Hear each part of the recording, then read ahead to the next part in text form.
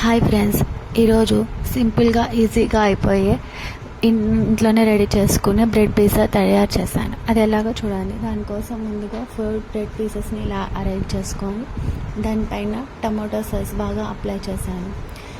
అదంతా బాగా స్ప్రెడ్ చేసుకున్నాక మరి మయోనైస్ యాడ్ చేశాను. మయోనైస్ కూడా బాగా 4 పీసెస్కి బాగా పట్టేలాగా అప్లై చేసేదాన్ని.